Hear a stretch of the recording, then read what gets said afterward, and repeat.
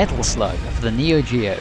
The Metal Slug series is in many ways the rich man's Contra. It boasts very similar core gameplay, but being confined to arcades and the exorbitantly expensive carts of the home versions, it hasn't gathered the attention it may well deserve. Of course, to say Metal Slug is just Contra in an expensive suit is selling it short. Whilst the purely 2D levels that need clearing of bad guys are very familiar, the focus is far less on pattern recognition and precise jumping, and more on reacting to your environment and keeping your head when all about you are trying to turn it into Swiss cheese.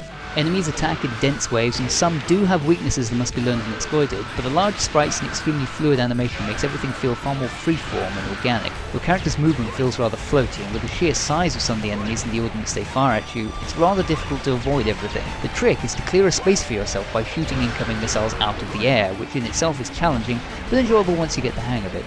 As you would expect from a run and gun game, your arsenal is extensive. Your standard pistol is fine and packs a punch against the rank and file enemies, but once the screen starts to become awash with enemy soldiers, you're going to need something with a little more oomph. And Metal Slug delivers. Rescuing the many POWs rewards you with new hardware, such as the machine gun, which lets you spread your shots over the whole screen, the shotgun, which can take out groups of soldiers at close range, and the rocket launcher, which is great for the tougher enemies and will literally blow others to smithereens. For the ultimate in destruction, you'll need to get your hands on the Metal Slugs themselves. Ranging from chubby little tanks to camels equipped with lasers, these palatable vehicles can soak up quite a bit of damage and clear the screen in a matter of seconds.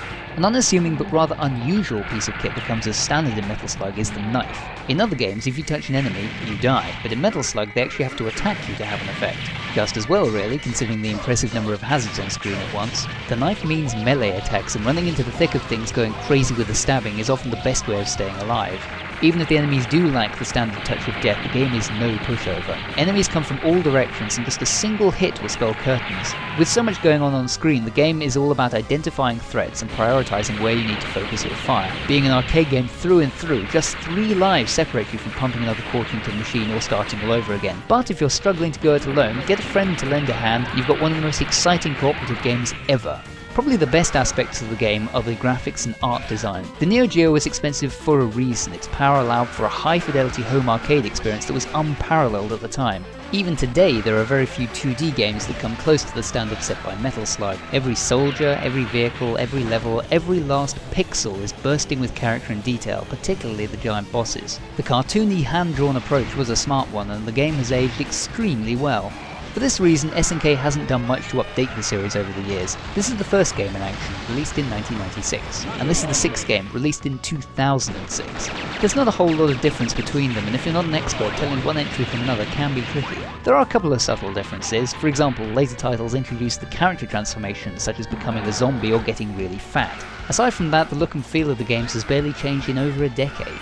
For me, this isn't really a problem. The core gameplay is solid, and with the fundamentals locked down, each subsequent title is a matter of designing new, awesome levels. And SNK did a great job, especially after Metal Slug 3, which featured branching paths taking on completely different routes through the game. The developers are also able to go all out on trying to one-up themselves when it came to the bosses. The fact that the first one in Metal Slug 3 is a giant enemy crab should give you some indication of how crazy and impressive they are. So, for the entire Metal Slug series, it's a thumbs up from me, and I'll be interested to give the upcoming Metal Slug 7 a try. If you've not had the pleasure, try one of the demos on Xbox Live, and if you like what you see, try to pick up one of the collections. It's well worth the investment, especially if you've got someone to play with you. For what it lacks in variety and innovation, Metal Slug makes up in polish, style, and good old-fashioned ultra-violence.